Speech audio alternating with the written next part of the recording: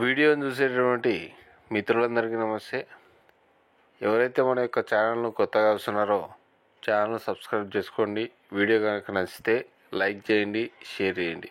మరి విషయంలోకి కనుక వెళ్తే, అసలు వాస్తవాన్ని మర్చిపోయినటువంటి ఏపీ కానిస్టేబుల్ అభ్యర్థులు తమకు తెలియకుండానే వారి యొక్క కెరియర్ని అయితే డెఫినెట్గా డేంజర్ జోన్లోకి వచ్చేసరికి వాళ్ళు వేసుకోవడం అనేది జరుగుతూ ఉంది.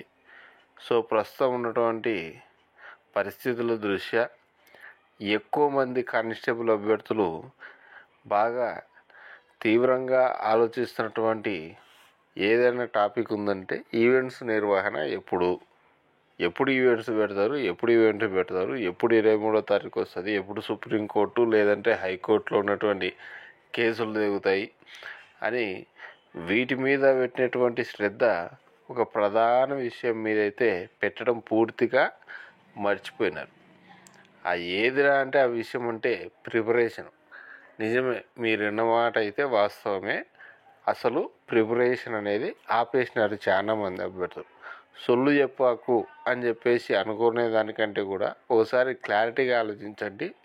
వీడియో చూసి ప్రతి ఒక్కరు కూడా నువ్వు ఏ పార్టీ వరకు ప్రిపేర్ అయ్యావు, ఇప్పటికిప్పుడు ఎగ్జామ్ పెడితే నువ్వు గెటిన్ కాగలవా, ఇప్పుడున్న కాంపిటీషన్లో నువ్వు నెగ్గి ఉద్యోగాన్ని కొట్టగలవా, ఓసారి ఆలోచించండి. ఇప్పుడున్న ఫ్రీ టైంను కనుక మీరు కనుక ఉపయోగించుకోగనకపోతే అసలు ఉద్యోగాన్ని అయితే మీరు కొట్టలేరు. ప్రతి ఒక్క అభ్యర్థి అనుకునేది ఒకటే, ఏమనుకుంటాడు, ఈవెంట్స్ అయిపోతే పక్కా నేను నా సత్తా చూపిస్తాను, నా టాలెంట్ చూపిస్తాను, ఈసారి ఉద్యోగం నాదే అనుకోవచ్చు.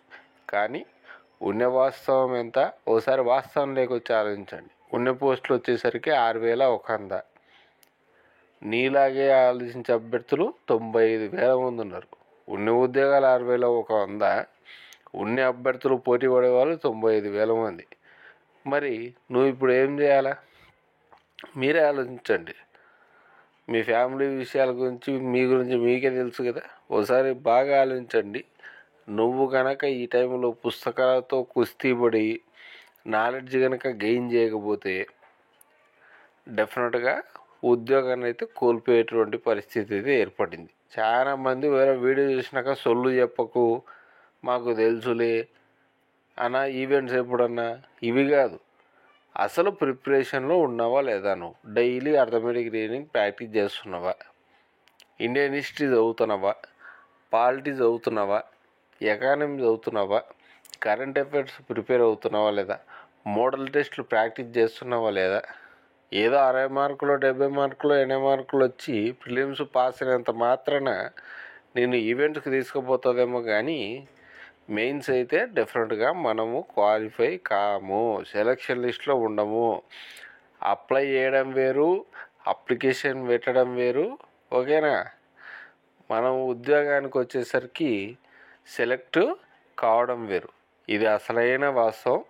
చాలామంది కానిస్టేబుల్ అభ్యర్థులు పూర్తిగా వారి యొక్క ప్రిపరేషన్ని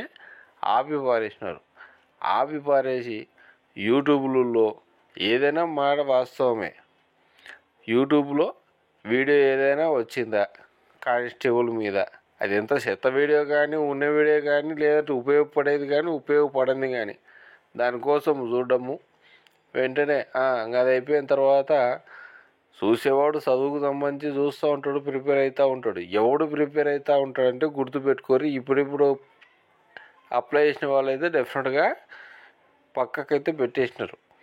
గత నోటిఫికేషన్లో ఎవరైతే అటు ఎస్ఐ కానీ కానిస్టేబుల్ కానీ 1 మార్కు 2 మార్కుల్లో మిస్ అయ్యి ఈ ఇయర్లో ఛాన్స్ వచ్చింటుంది చూసినారా, అలాంటి అభ్యర్థులకు ఆల్రెడీ దీని దెబ్బ తెలుసు.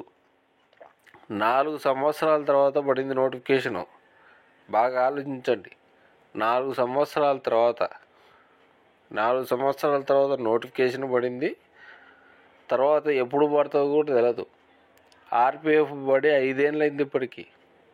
సో పడేటువంటి ఎగ్జామ్లకు ప్రిపేర్ కండి, మీ ఎగ్జామ్ కూడా ప్రిపరేషన్ అనేది కొనసాగించండి. ఎట్టి పరిస్థితుల్లో మీరైతే ప్రిపరేషన్ అనేది ఆపొద్దు.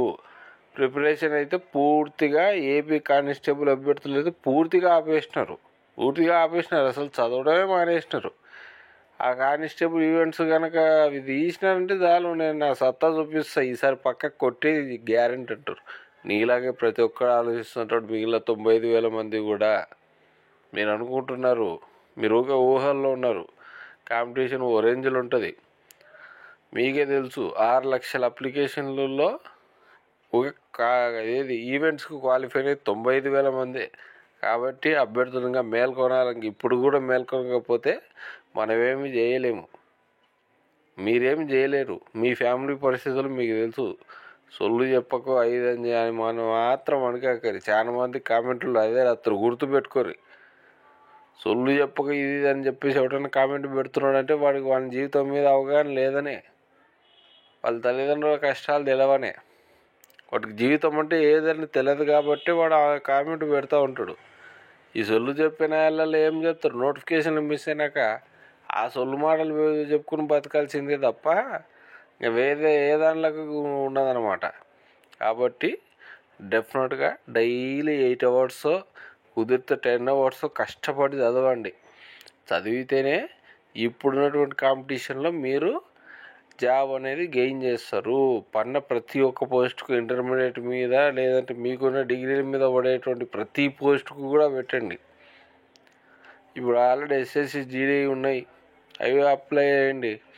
నెక్స్ట్ ఇవి పడతాయి ఆర్పిఎఫ్, అదే అప్లై చేసేయండి.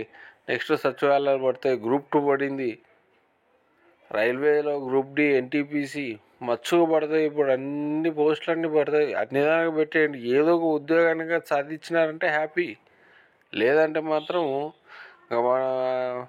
మనమే మన కెరీర్ని నాశనం చేసుకున్నట్టు అవుతుంది. ఇది యథార్థం. ఓకేనా? వేరే నా మాటలు కొంతమందికి హర్ట్ అయి ఉండొచ్చు. హర్ట్ అయినా ఏం ప్రాబ్లం ఏమీ లేదు. సో వీడియో కనుక నచ్చితే లైక్ చేయండి, షేర్ చేయండి.